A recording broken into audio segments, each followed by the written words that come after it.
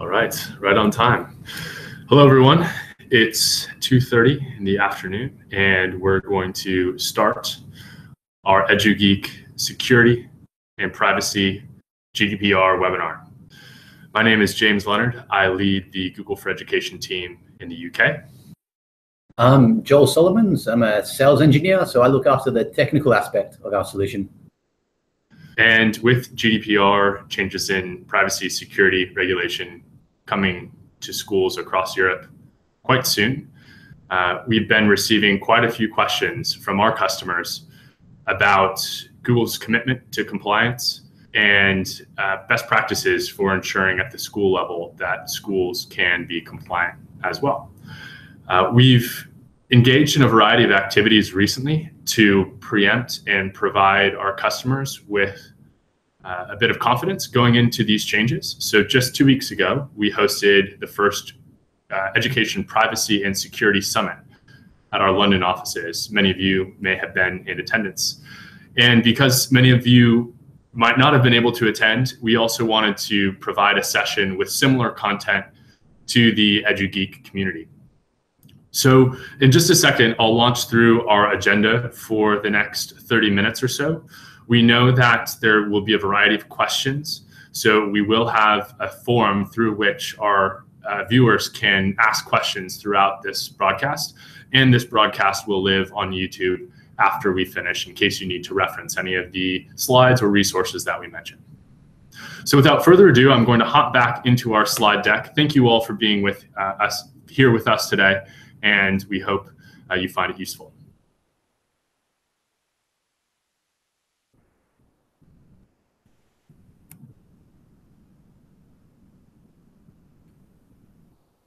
As you can see at the top of this slide, before I launch into this loose agenda here, at any point, if you're keen to ask a question, you can do so at the URL goo.gl/slides and then ZURUXD. We'll be monitoring this throughout the next 30 minutes or so, and then we'll reserve quite a bit of time at the end for questions. As you can see, at first, we're going to lay the groundwork in terms of Google's cloud infrastructure, how from the bottom it's built from a privacy and security perspective with those two key points in mind. Second, we'll be highlighting what we're doing from a Google perspective, from a data processor perspective around GDPR. Third, we'll be touching on Chrome OS from a device perspective and detailing Chrome OS's security components and defense in depth. And then, as I mentioned, reserve the time for questions at the end. So with that, I'll turn it over to Joel Solomons, our solutions engineer for education, who will spend the first 20 minutes or so talking about the two top pieces, privacy, security, and GDPR. Joel, take it away. Thank you, James. So we're just going to kind of jump in at a very high level and give you an overview of like what GDPR is, because obviously it means different things to many people. So we kind of want to align on the messaging and take you through that. And then we'll jump into the security and privacy side of things. So as you may know, as you're probably aware, that GDPR basically harmonizes many of the local data protection principles from member states. It's a very kind of proactive response in relation to security and privacy.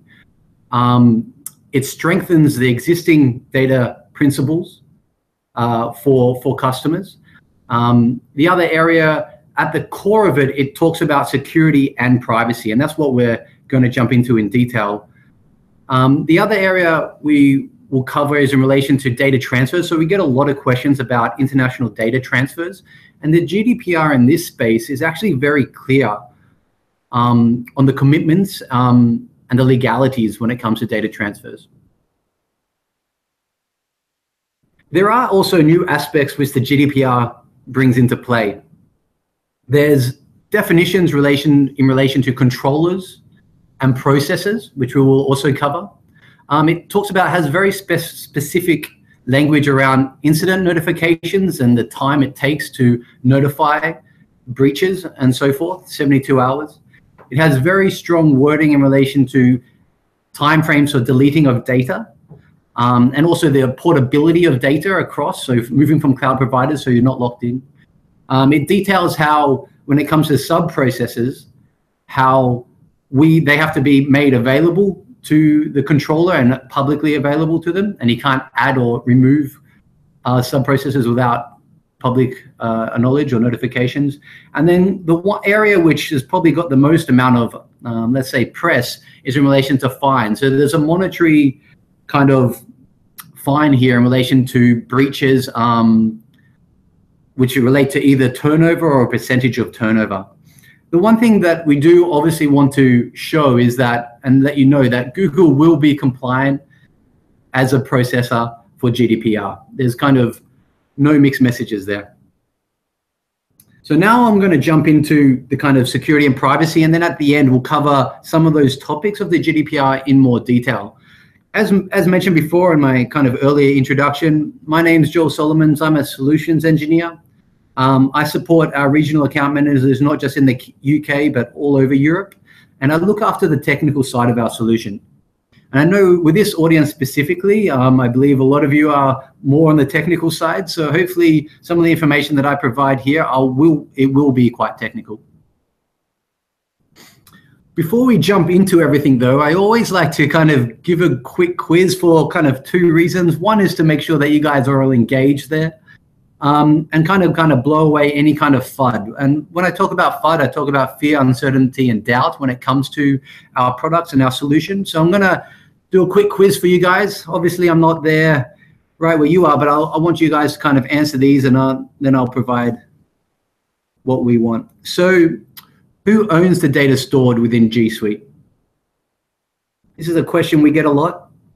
So I always like to point out that the customer does, or you own all the data that you store within G Suite. The next question, what are core services? This one's a little bit harder than the first.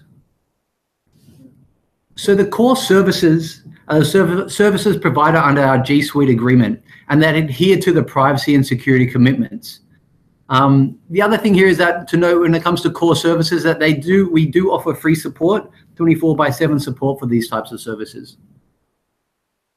And the last one is advertising part of G Suite for Education. Hopefully, or for you, you will know that no, it is not a part of G Suite for Education. Just as we had a couple of questions for you just now, we're going to hop in and just edit the question Q&A so that you can indeed ask some questions. So it previously had been limited to externals. So we're going to just make this available to anyone. So anyone should be able to hop in. The URL is going to just be a little bit different, but you'll see that pop up in just a second.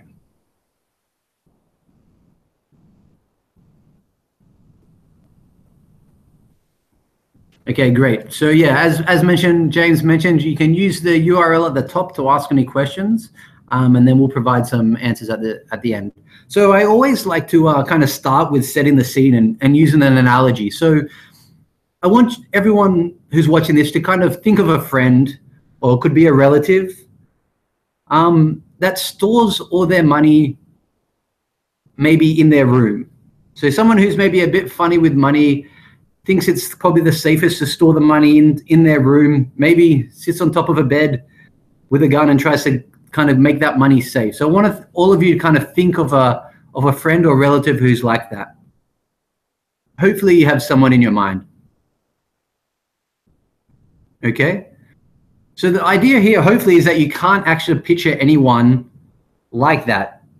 And the reason is that 150 years ago, people used to store money like what I said, as in they kept it at home, they kept it under their mattress.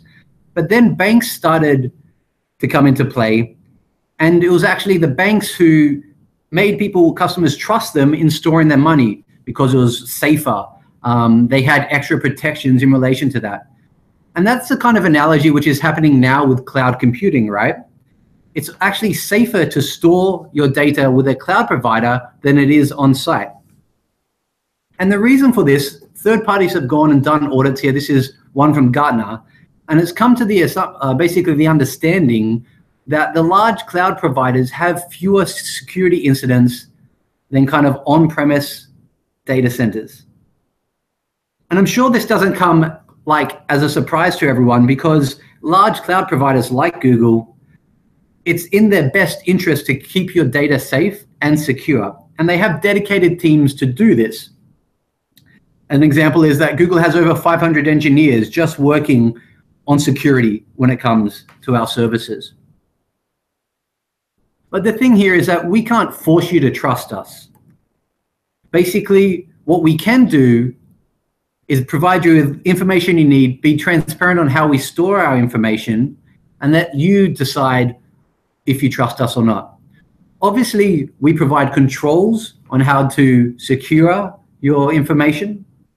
There's also third parties which audit, and basically the ways and security practices that we do, they audit to make sure that we are doing them.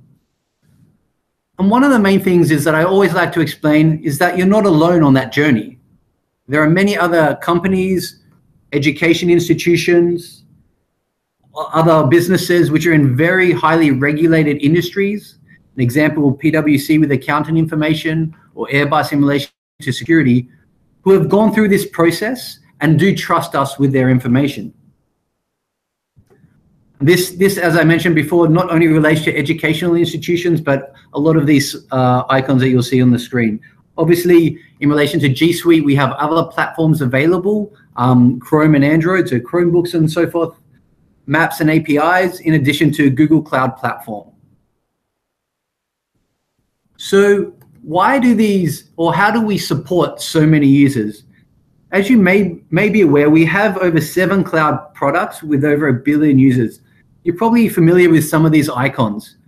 And this, one of the advantages of working at this scale is that it allows us to automate our systems and kind of add value. And I'll go into those examples on how we add value at that kind of scale. But we also have, I've also put an asterisk here in relation to 7, because we do have another product, which are over 1 billion downloads and roughly about 500 million users. And as you may know, that's Google Photos. So how do we support that many users? Well, when you think about Google and how old we are, you have to understand that we were born in the cloud. Google didn't exist without the internet. And that's a real advantage for us, is because we don't have layers of legacy. And when you have layers of legacy, kind of components and other areas, it creates complexity. And this might seem kind of an oxymoron, but complexity when it comes to security is a real issue. Because the more complex your systems are, obviously the more vulnerabilities there potentially are. And I don't want to say that Google isn't complex. Google's roughly around 2 billion lines of code. We have over 30,000 engineers every day working on our systems. They do 30 to 40,000 change requests a day. So Google is very complex. But as you'll note later on, is that when we own multiple layers of the stack, it allows us to strengthen our infrastructure and to pinpoint vulnerabilities and not rely on third parties. So just as you may know, or may not know, I should say, is that Google is also, depending on which day, one of the top 5 manufacturers of servers in the world. And we build our own hardware and we use it internally. We obviously don't on-sell it. And that also gives us an extra layer in relation to security. And as mentioned before, one of the values when it comes to kind of working at this scale and this intelligent automation, like another way to put that is machine learning, is that I want you to kind of cast your mind back to 2004. So if you think of 2004, if you kind of get you thinking about that time era, maybe you think of the top song in 2004, which I made sure I checked. So in the UK, that was Mad World, if anyone remembers, or maybe Hey Ya by Outkast. So imagine you're picturing yourself in those days. And when it came to email, there was actually a really big problem with email at that time. I can imagine that you know what this was possibly. It started with S. So in 2004, spam was a real issue when it came to email and email service providers. There was even talk of thinking about monetizing email, charging people to send emails just because there was such a problem with spam. But without services and working at kind of that scale, we introduced a product called Gmail, which you're all aware of. And we're allowed to look at the problem at a very large kind of international scale and work out and identify spam. And with that scale and with that kind of automation, we're basically able to get rid of the real world problem, which was spam. So right now, Gmail identifies and only allows 0.01% of spam to come through. So not only are we working at such scale and do we build our own servers, but you may not be aware that we also run the physical cables between continents and lay fiber. So again, you may not be aware that we're in the top 5 fiber companies in the world in relation to laying it in the ground. So we connect continents. We obviously have a very global infrastructure, over 17 data centers, 6 are in Europe. If I remember these correctly, it's Ireland, Netherlands, Finland, Belgium, new ones coming online in the UK and in Germany. And obviously this is a competitive advantage for us, right? Because we can basically see at a global scale if vulnerabilities are coming, we can do load balancing across different services and so forth. And one thing you may not be aware of is that our teams yearly switch off entire regions in relation to testing redundancy and so forth, which is transparent to the end user. So our teams will proactively shut down entire regions to make sure that our retention and our redundancy is high. And this is transparent to the user. Now, as I mentioned, we manufacture our own servers, we lay our own fiber, but we also do many other things in the entire stack which are custom. So as I mentioned, the servers in relation to the hardware, we obviously build our own operating system which runs on these servers. We have specific network protocols and storage protocols. We own the network as mentioned. We obviously write the applications running on our stack. We have a specific way to deploy these services at a global scale. Some of this is now open source, and you may have heard of Kubernetes.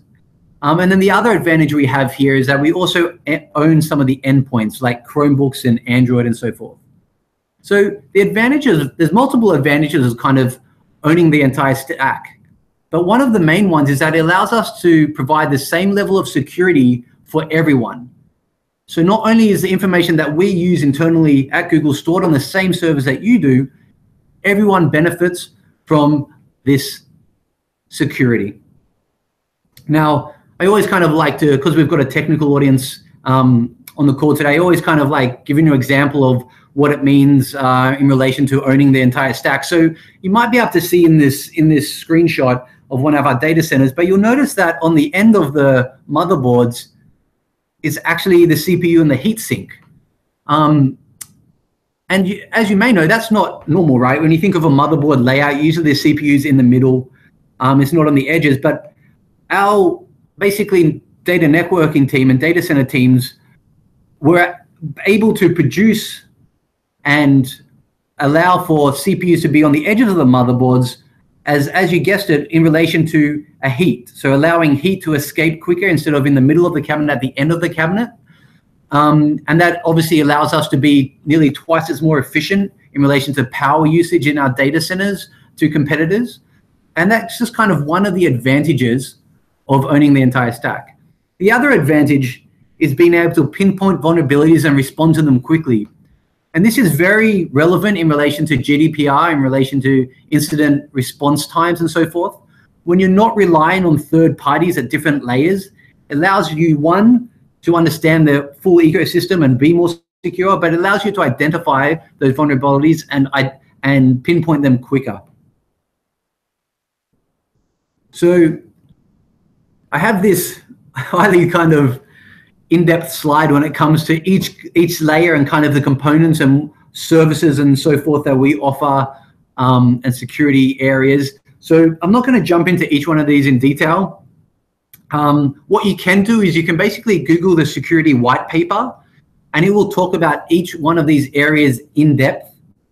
And I'd imagine for you guys that may be very interesting. The other areas which I do want to cover, which are quite technical, are in relation to encryption. So as you may be aware that everything when it comes to our platform is encrypted by default. So there's obviously two ways for encryption. So there's the in transit, so that's between our data centers and also between yourselves and our data centers. Obviously, that's all encrypted using HTTPS or TLS. And then the other thing is that all information which is stored in our data centers is also encrypted at rest. And I always like explaining this kind of diagram especially to a technical audience. Kind of maybe goes over a few people's heads if you're not technical. So I'm going to talk to this a bit and just talk about how we actually store this information in our data centers. So I always like to give the example of maybe you upload a photo to Google Drive. It's not like we just take that photo and then put it onto a server. There's actually a full process that happens in real time, which is basically a computer science miracle. And I'm going to explain how that works. So imagine you upload a photo to Google Drive. First of all, we split that into hundreds, if not thousands of different pieces. And each one of those pieces is encrypted with its own key. So you imagine the file, we split it up into 1,000 pieces. Each one of them is encrypted in its own key. And then we spread that across servers in our data center. Okay? So if say someone actually physically came into our data center and stole a server, they would have one piece of that information. They would have to know which other servers to take out of the data center. And they'd also have to have an encryption key for every piece of that information. And the other thing here, that all keys are kept in a login system. So whenever anyone accesses that information, it is logged. And not only does this happen, so not only is the information broken up to pieces, encrypted each one individually, it's also at real time spread across multiple data centers. So if one of the data centers go down, then obviously your information is still available in another one. And that's very different to the normal kind of disaster recovery kind of examples that you're probably familiar with. So I know when I used to work in before Google at a data center company, there used to be things called disaster recovery. And basically you'd copy information from one server to another at certain hours.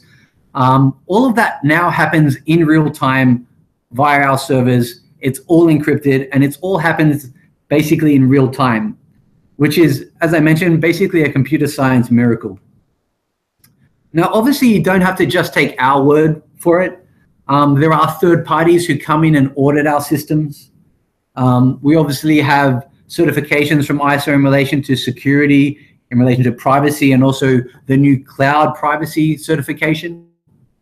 There are other certifications that we have and we have signed, obviously the Privacy Shield, which is specific to kind of EU, US data transfers, other US kind of related certifications, HIPAA in relation to health information, and others as well. You may be aware that the DFE, so the Department for Education, has released a checklist, and all the major cloud service providers, including us, are part of that checklist. So you can go and review that checklist. It's online for free. But as this kind of meeting's about GDPR, right? So I want to kind of give a brief history of how we got to GDPR, because it's always good to understand where it came from, and then we can kind of jump into the specifics there.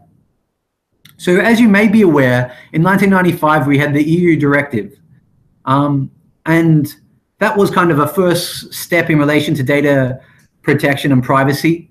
And when it comes to the kind of very emotional argument of international data transfers, the language in the directive actually does mention data location. And I think that's where a lot of the confusion comes from. In 2000, in 2000, there was obviously the safe harbor, which allowed companies to transfer data from the EU to the US.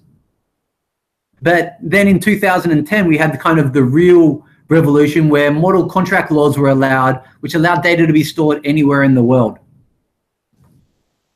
And as you may know, that safe harbor was deemed illegible. But that wasn't a problem because of these model contract clauses. And then obviously you have heard of the Privacy Shield, which it relates to international data transfers again. And then we have the GDPR, which comes into force in May 2018. Now, as a large cloud services company, the GDPR is something which is really good and something that our teams have been working with the EU for many years. And as we know, it harmonizes the data protection, which is, as a company, allows us to basically work with the EU and then obviously covers all the member states. If you talk to a lawyer, which I am not, it comes down to kind of three areas of GDPR. It comes down with ethics in relation to you're only collecting the data needed to provide the service. It talks about you're making sure that you're documenting how you're collecting data and that data is secure. As mentioned, there's new fines in place, which obviously is a big deal for service providers. Obviously, there's, when it comes to damaging of brands, when it comes to security data breaches. But the main thing here we do want to point out, and we'll go into details, is that actually is really internet friendly. There actually is specific articles, Article 46, we'll jump into later, which talk about international data transfers. So it actually really brings home and makes the message clearer, and the regulations very clear in relation to data transfers. Now, this slide, I always like to say, is the most important that you'll see today. And the reason is there's very specific language in the GDPR in relation to what is a data controller and what is a data processor. Now, as you can understand, as you own all the data, you are defined as the data controller. The school or the MAT and so forth is the data controller, and we are the data processor. So as you are aware, when you sign up a G Suite for Education, you do sign the agreement where this language comes into place. This is very different to our consumer products, our consumer versions of Gmail and so forth. They have a completely different terms to our G Suite for Education set of products, where it clearly defines these areas. And you become a legal entity as a data controller, and we become the data processor. Now, as mentioned, Google is committed and will be compliant with the GDPR when it comes into force in May 2018. And when we talk about the GDPR and we talk about Google as a service provider and as a data processor, one area where you need to have legal workings is in relation to contracts, and they kind of go into these areas. So obviously in the GDPR, there's a specific language around scope. That's about making sure that we only collect the data needed to provide the service. It's very clear on intellectual property, on who owns the information within Google. That's obviously you. You own all the IP. The specific wording around portability. This relates to being able to not be locked in to a cloud provider. So we provide tools for free which allow you to transfer data away from our systems. In relation to deletion, there's certain timeframes where information has to be deleted, and we, in our data privacy agreement, we specify those timeframes. There's also timeframes in relation to notification of breaches, which is 72 hours for controllers. And there's also language in relation for processors as well. There has to be some type of audits done of the systems, which, as I mentioned before, in relation to the certifications, the SOC certifications and others, where third parties do come and audit our systems. Obviously, there's over 50 mentions of the word security in the GDPR, so making sure that information is secure. We talked about sub-processors, making sure that anyone who interacts with the data as a processor, any sub-processors are listed, and none can be added without kind of being informed. And the more emotional argument when it comes to transfers, and international data transfers, which we will jump into right now.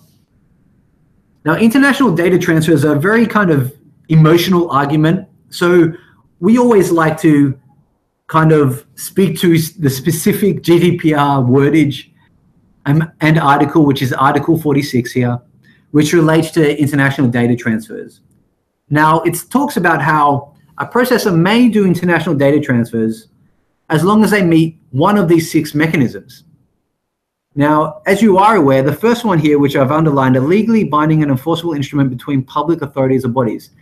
The MCCs and model contract clauses that you have are this. So it's very clear. We only have to meet one of these. We actually meet multiple of them, but you only need to meet one to be able to, as a processor, have international data transfers. And we do that.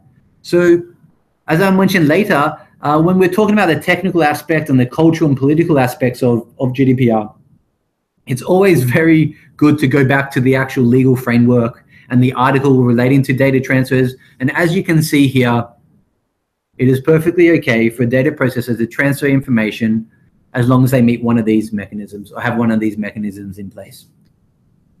The model contract clauses that I just mentioned have been deemed by the EU as compliant. So not only do we meet them, they also have been meet the compliance of the EU. And this is what I was just getting at before.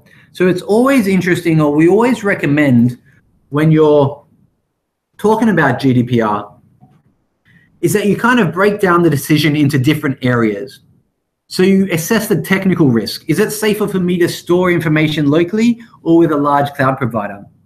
Hopefully today that kind of decision is quite clear. There's also the legal aspect. What does the law really expect? Are there legal constraints or contracts that reflect these terms? Is the overall legal discussion needed? As you mentioned before, in relation to GDPR, obviously the legal side of international data transfers and so forth is super clear. So the third one is kind of the political risk. And maybe there are a number of countries which are passing laws to keep data in-house. Outside of the EU, in 2015, Russia did this.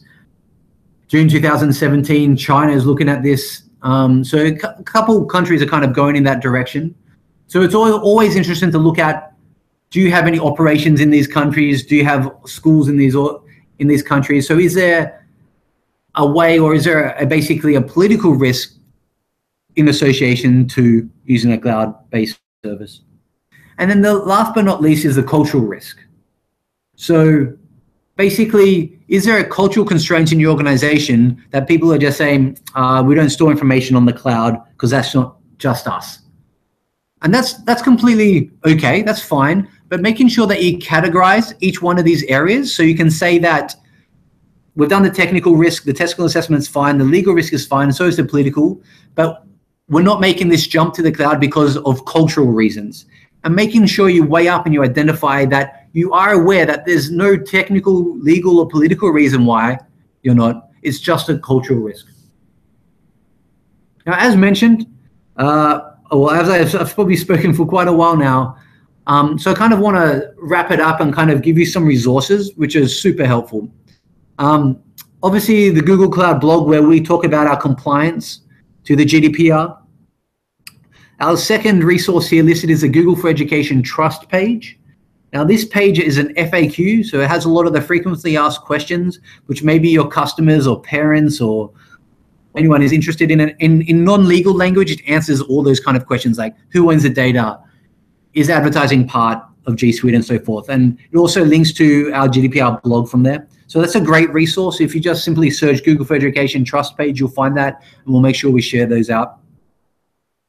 I did mention that the DPA, when we talk about DPA here, we're talking about the Data Privacy Agreement, which has just been updated. So we've updated that prior to GDPR coming into play in next year, which will allow you to align internal resources. And that new DPA mentions GDPR, and the language in there is specifically related to GDPR, so that will give you time. And you can go into your admin console and you can go and read this new DPA and then also accept the model contract clauses. Now, this doesn't change anything within the product when you go and accept these model contract clauses, but it does give you the legal binding in relation to being GDPR compliant. So they're in your admin console, they're under the company profile information, and you'll find them in there. Now that's kind of the end of the talk, but I do want to kind of jump into kind of just some tips that I always like to hand out, especially for technical people on this call. This is a third-party site called Have You Been Owned?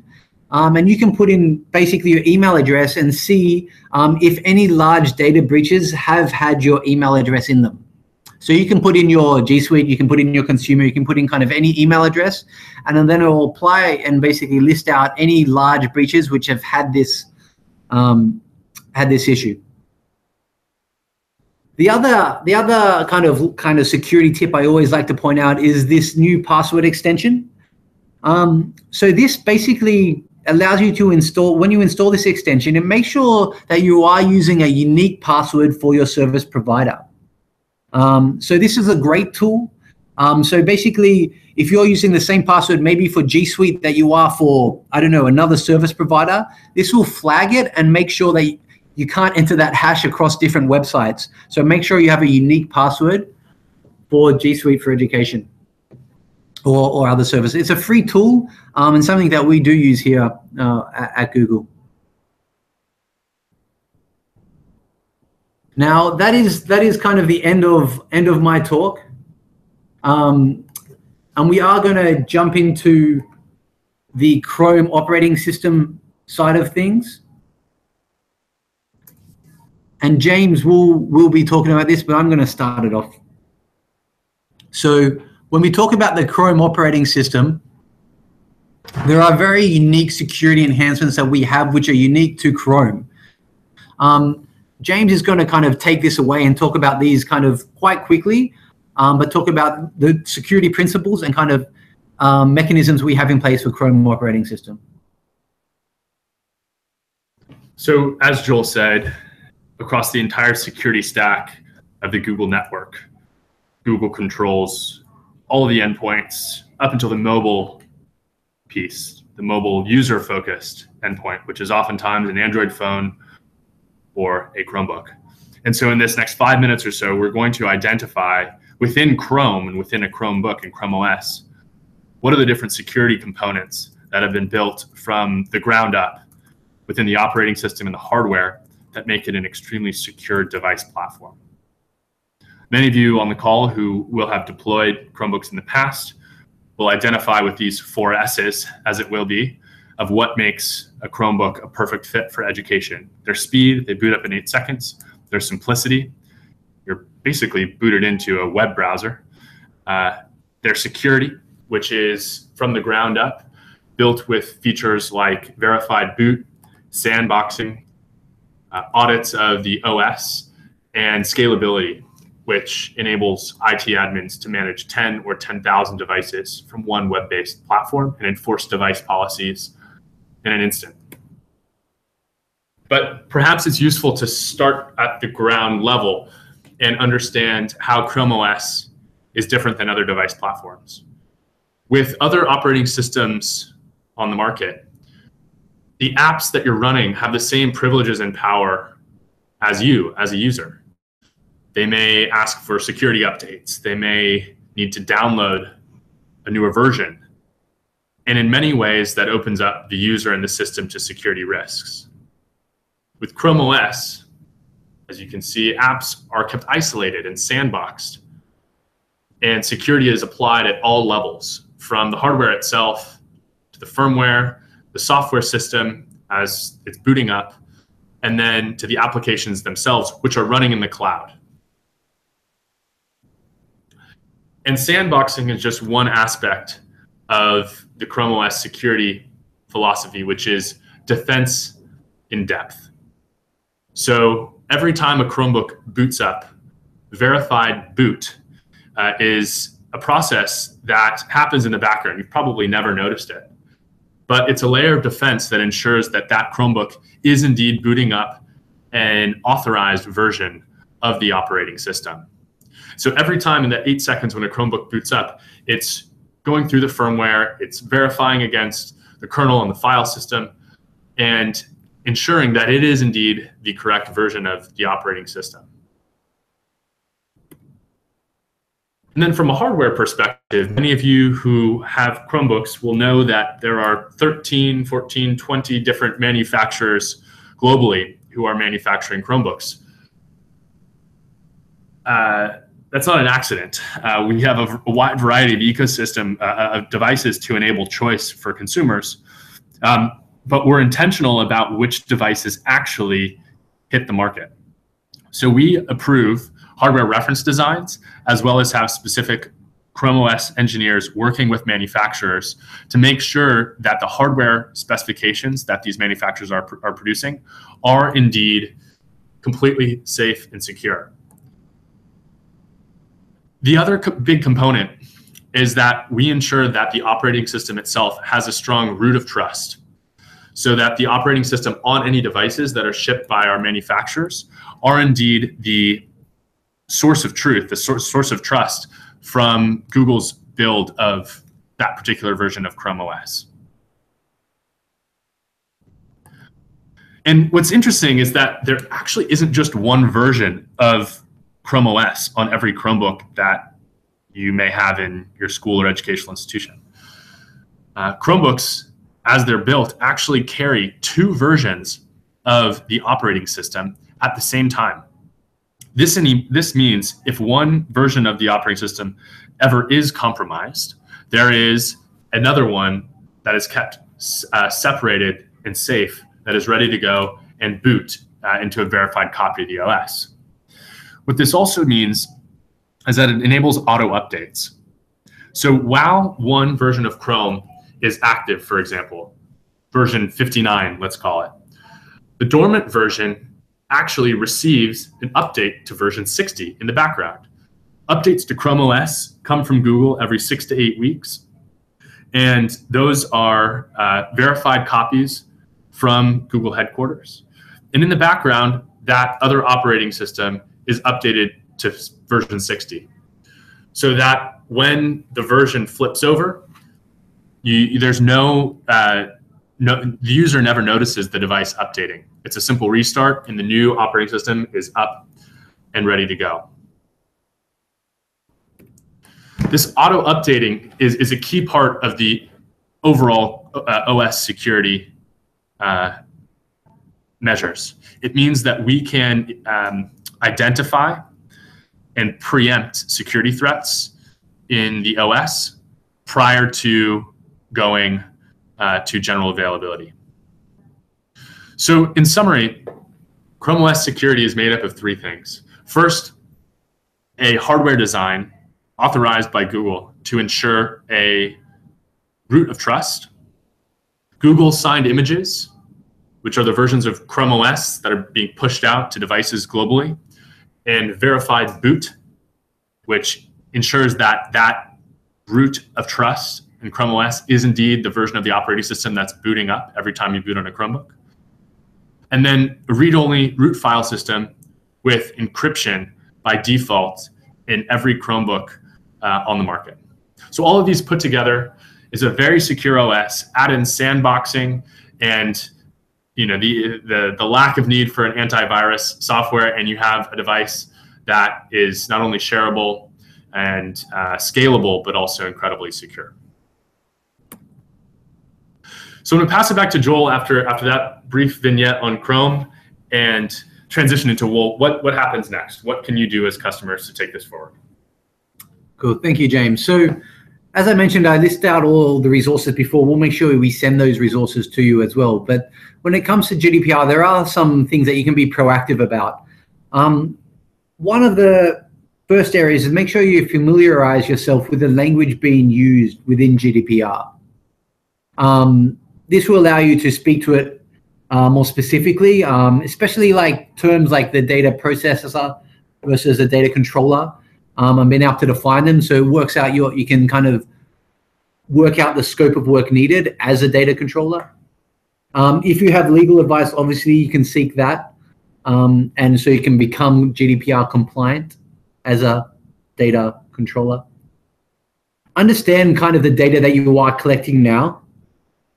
This is a big one. So a lot of customers, a lot of schools aren't aware of all the areas that they do capture information. So making sure that you make a list of these areas so you can look at what type of information you are capturing. Review kind of any current controls you have on data, on what data is being collected. Maybe there's some gaps as well. The ability to use some of the data protection features that we have on our platform. So in relation to sharing, in relation to the security side of things like two-factor and so forth. Making sure you could possibly leverage them in different areas of your organization, not just in the Google space. And then making sure that you do meet the regulatory requirements as a data controller for GDPR. And then seeking any kind of ongoing legal advice in that space if necessary. Now, I'm quite conscious of time, so I do want to open it up to kind of the Q&A part of this presentation. So we'll skip over and see if we do have any questions there.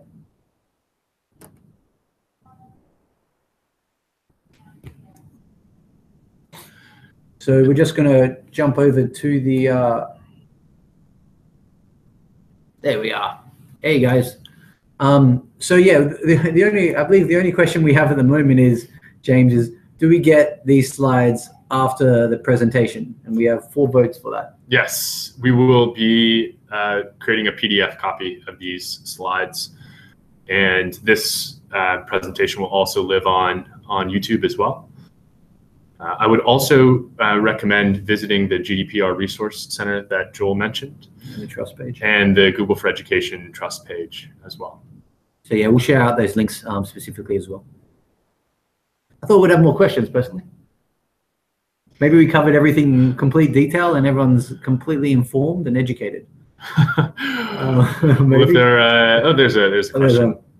Okay. Will G Suite for Education customers get access to DLP in the future? Currently, this only seems available for enterprise customers. Okay, and that's a question from Peter. So that is true. So at the moment, so education customers do have access to the basic DLP for Gmail. So within the admin console, you can go to Gmail and then go to the advanced settings, and you have things called content compliance filters. And that does allow you to do basic DLP kind of keyword searches and so forth. I don't have any other information in relation to the Google Drive side of DLP, but be rest assured that the GDPR doesn't mention any specific technologies besides encryption when it comes to being compliant with it. Hopefully that answers your question. Any more that anyone has in real time? We have a few minutes spare. I think just in speaking about specific tools as we wait for other questions to come through, the tools that customers have mentioned that can be really useful for ensuring compliance in certain areas. Google Vault often comes up. Yep. So using Google Vault to query data across Gmail, across Hangouts chat in Google Drive can be a helpful tool from an information governance perspective.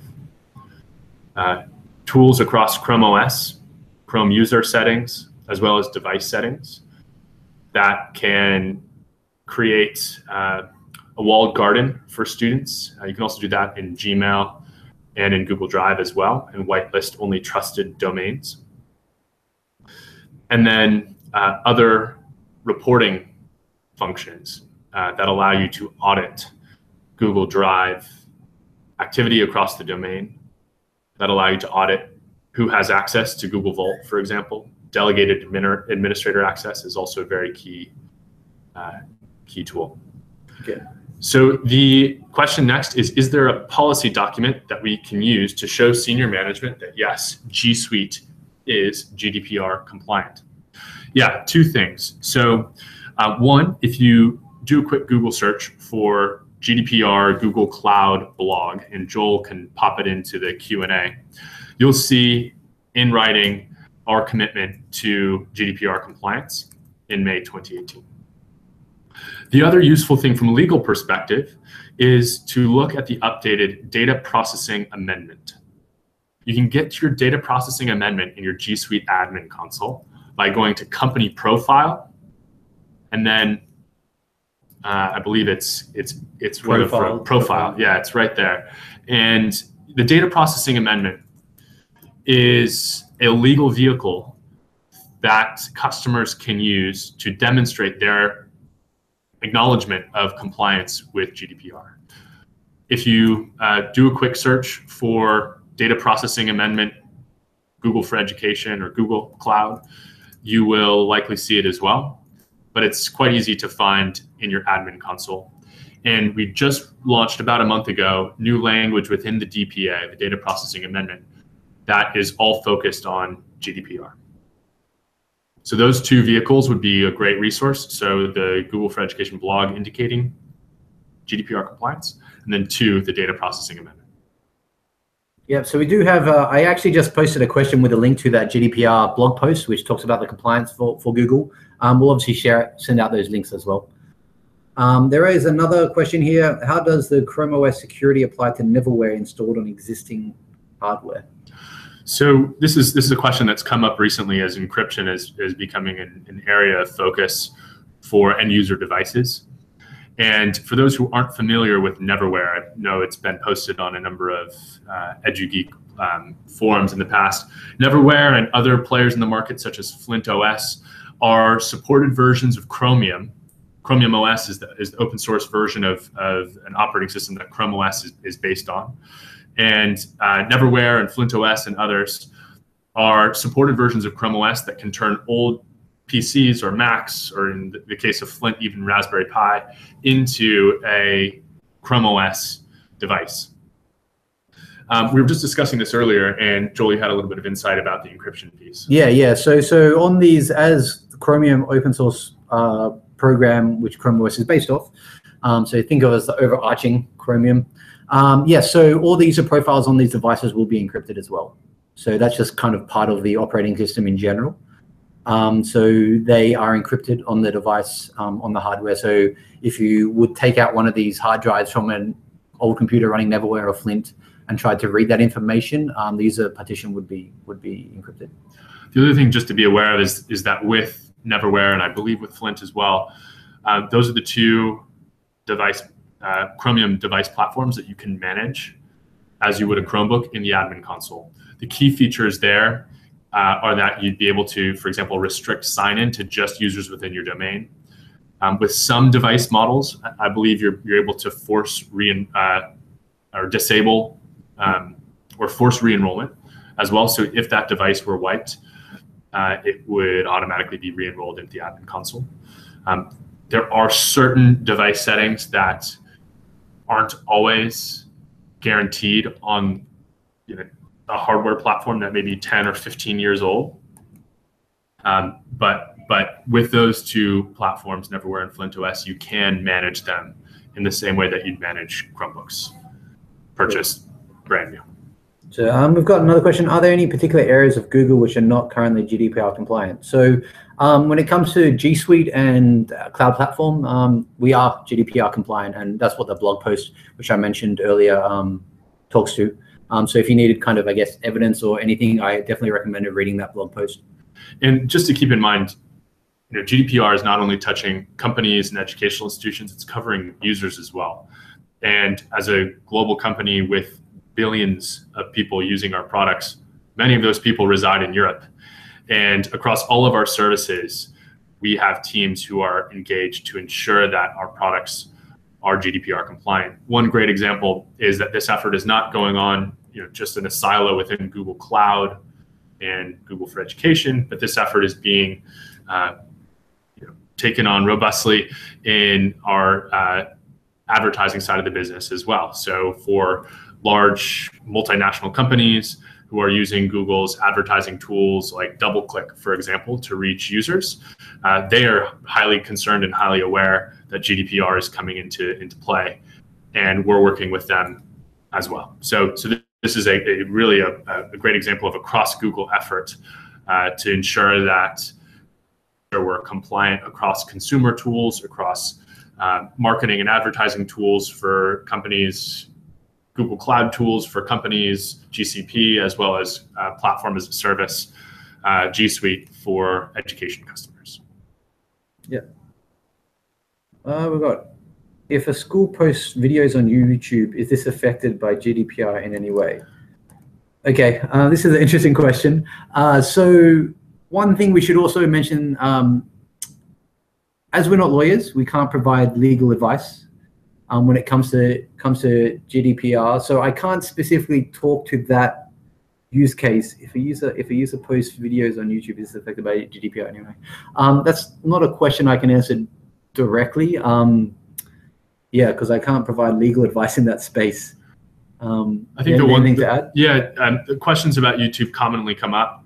And I think the one thing for educational institutions to keep in mind is that YouTube is not a core service within G Suite for Education. So G Suite for Education, the terms of service cover the core applications. So Google Drive, Docs, Groups, Sites, Slides, Sheets, Vault, Chrome Sync, Hangouts. I'm sure there are a couple others that I'm missing, probably some obvious ones, Google Keep. Those core services are governed by the G Suite for Education core terms of service. And additional amendments to that core terms of service, such as the data processing amendment, which has specific language around GDPR, international data transfers, and those services are wrapped up in that agreement with legal qualifications specifically for education. YouTube, as a consumer service that many educational institutions may use, is not a part of that core terms of service. And so for schools who are using YouTube, it's the school's responsibility to look at that terms of service and evaluate whether they are comfortable with using that terms of with that product as it is tied to a consumer terms of service that it looks different than the G Suite for Education terms of service. So it's a good question. Unfortunately, we're not able to provide specific legal advice around posting videos on YouTube. But again, just familiarizing oneself with the regulation as a whole could help with contextualizing whether that specific use case on YouTube would fall within appropriate use. Okay, so we don't have any more questions for the slides. So I think that's it. So we'll follow up with the slide deck itself, make sure that EduGeek has that to post. And then this video will live on as well. If there are any questions, I'm not often on the EduGeek forums, but if there's a conversation that's raging, I'll be happy to jump in and provide some additional resources. We appreciate everyone for taking the time. We know it's Monday and midday is not always the easiest time to dedicate to the thrilling subject of privacy, security, the cloud, and regulations. So we do appreciate everyone for tuning in and engaging in this conversation, and surely there will be many more conversations. So thanks, everyone. Thanks, guys. Bye.